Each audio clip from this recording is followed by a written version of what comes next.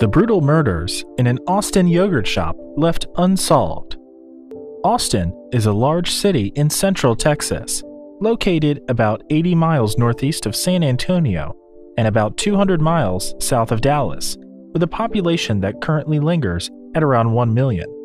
Even though Austin has been a large city for some time now, in the early 1990s, it certainly didn't feel like it. For many Texans, Austin was a nice and quiet place where you could raise a family and wouldn't have to worry about the downsides of large cities, namely violent crime, which was unheard of in large parts of Austin. On the evening of December 6, 1991, Austin Police Sergeant John Jones Jr. signed on to duty, well aware that he was the only homicide detective on duty. He was being filmed that night by a local CBS affiliate who were following around homicide detectives in Texas to see what it was like for police in the larger cities. However, Sergeant Jones, a respected veteran of the Austin Police Department, was fully prepared for the production crew to leave empty-handed that weekend, as were they.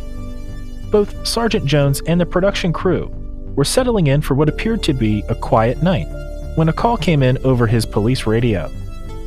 An APD officer had called into dispatch that evening, just before midnight, informing them that a fire appeared to be coming from a frozen yogurt shop along a sleepy street in northwestern Austin. Fire crews would arrive at the scene a short time later to extinguish the blaze, but inside would make a heinous discovery. The bodies of 4 teenage girls, Jennifer, Sarah Harbison, Eliza Thomas, and Amy Ayers, who had been shot execution style and then intentionally set on fire. The blaze had been started to cover up this savage crime and would leave behind a chaotic scene that ultimately raised more questions than answers. People in Austin felt like this crime had changed the city, and that sentiment is shared to this day.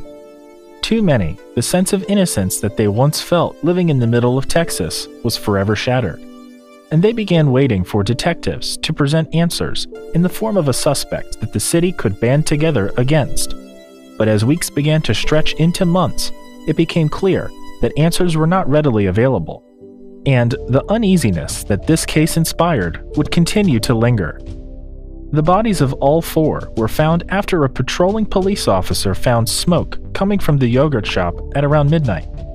Within minutes, the location was crawling with more than a dozen firefighters who had quickly killed the flame, but then found the bodies in the back area of the yogurt shop.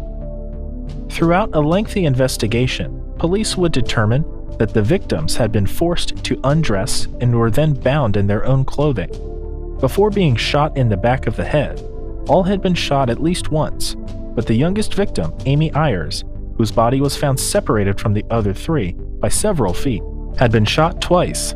It would later be revealed that at least one .38 caliber shell and slug would be recovered from the crime scene, in addition to 4 .22 caliber bullets, which were taken from the victims' bodies. The fire, which alerted officials to the scene, had been started intentionally. The culprits had gathered material from around the store and placed it around the victims before starting the blaze.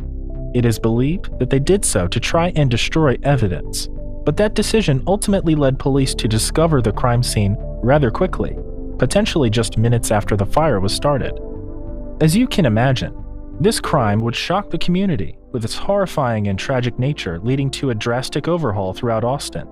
Residents became desperate for answers, and the Austin Police Department, who attempted to hit the ground running with their investigation, desperately tried to provide them. The victims' loved ones continue to hold out hope that justice can be found, as another anniversary of this tragic crime quickly approaches. Sadly, Maria Thomas, the mother of Eliza, passed away back in 2015, not knowing what happened to her oldest daughter. But the other parents and loved ones of the victims continue to hope that answers can be found for their murdered girls, who have been gone for much longer than they were ever alive. The location of the yogurt shop has since become a nail salon, and the women who work there continue to remember the lives lost that cold December night, nearly 3 decades ago. Every day, they light a candle for the 4 girls, and regular visitors continue to visit the location to pay their respects. A plaque out in the parking lot contains the names of the 4 girls, whose tragic legacy continues to live on to this day.